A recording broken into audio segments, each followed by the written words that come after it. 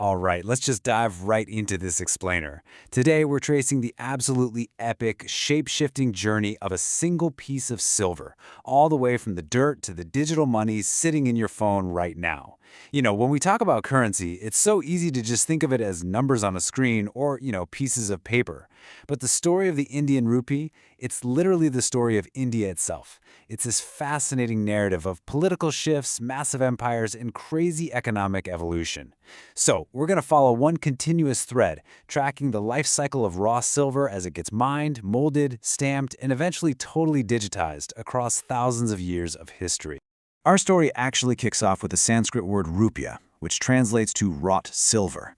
And this is basically the DNA of our metallic protagonist. Long before there was any concept of a, national economy, currency around here was deeply, intensely physical. It wasn't about abstract value at all. It was about the tangible, undeniable worth of the metal itself. This idea of wrought silver is exactly what gives the rupee its name, and it perfectly sets the stage for a currency born from the earth and physically shaped by human hands. Section 1. The Ancient Awakening. So, imagine being our silver hero back in the 6th century BCE. You're just this raw, unrefined chunk of metal, getting violently struck with punch marks at literally every bustling market you pass through in the ancient Mahajanapadas. Because early trade flourished way before unified empires existed, all these different local kingdoms issued their own uniquely punched silver pieces.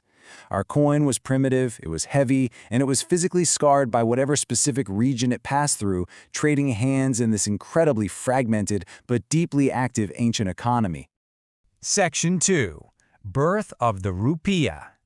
Fast forward to the 16th century, and our raw silver protagonist is finally thrown into the melting pot by the ruler Sher Shah Suri, right around 1540 to 1545. And this is a massive deal, because it brilliantly illustrates the birth of our coin's true identity. Sher Shah Suri actually forged the silver into a standardized coin weighing exactly 11.5 grams. He officially named it the rupee, completely laying the foundation for modern Indian currency. It's just an incredible moment in economic history, honestly. Instead of relying on random shapes and totally varied weights of punch-marked silver, traders suddenly had absolute certainty. The physical weight of the coin, that 11.5 grams, was its absolute guarantee. Section 3. Empires in Uniform Coins. Now, between the 16th and 18th centuries, the Mughal Empire took our standardized silver rupee and used it to unify trade across this massively vast territory. Our protagonist, the standardized silver rupee, basically became this crucial middle manager. It worked the daily empire trade, sitting super comfortably right between the ultra-elite gold mohurs, which were used for, high-value wealth storage, and the copper dams used for your everyday small errands. The Mughals really recognized the power of this standardized metallic hero to hold a booming imperial economy together. Next up, our silver coin watches the British East India Company institute uniform coinage across British India in 1835. But then, we get a massive plot twist in the 19th century, paper money. For the very first time, our piece of silver could actually just rest in a vault, right? Its soul, essentially, was transferred to a piece of paper that represented its value. You didn't actually need to physically hand over the heavy metal anymore. And by 1935, with the creation of the Reserve Bank of India, control over this currency issuance was totally centralized, which fundamentally changed the actual mechanics of the entire economy. Section 4. Decimals and the Republic. By 1950, as India officially became a republic, the monarchs were out.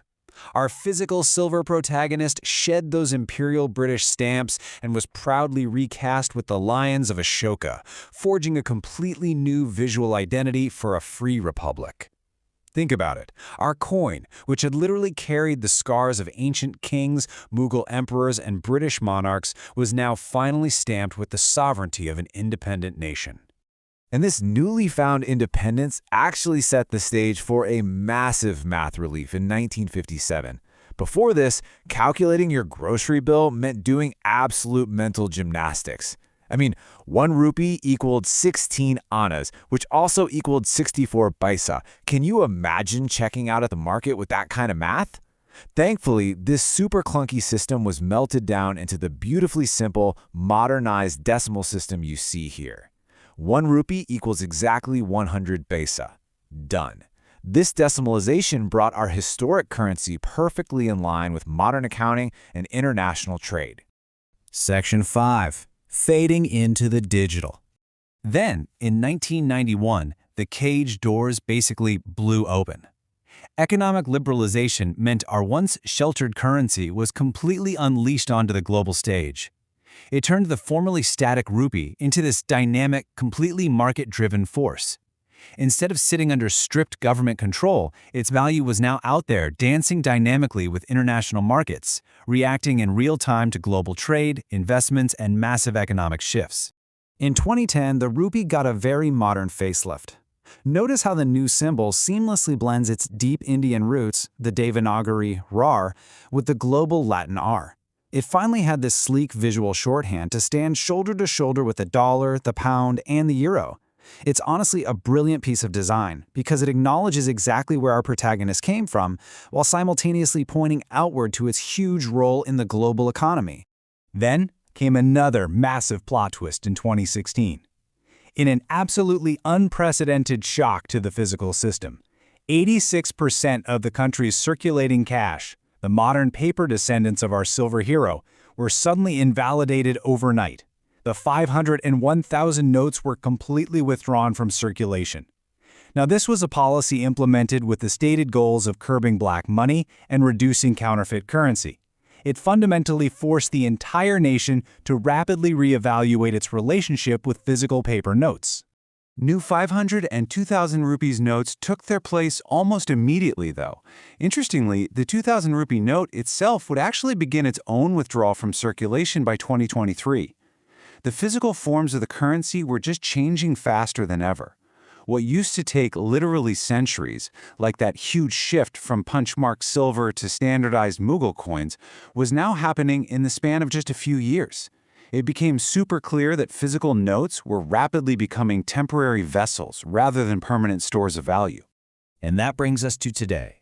The ghost of our ancient 11.5-gram silver coin now lives inside the massive rise of the unified payments interface, rapidly moving society toward a fully cashless economy. The physical weight that Sher Shah Suri forged is now entirely weightless, right? It moves his data across smartphones in literal milliseconds. The Reserve Bank of India is even actively exploring a CBDC, a central bank digital currency. It is just a staggering leap from a heavy chunk of silver getting punched in a dusty ancient market to a cryptographic token zipping through cyberspace. So as every digital tap on your phone kind of echoes the strike of an ancient silver punch mark, we have to pause and ask, from wrought silver to a digital signal, what is your money going to look like tomorrow?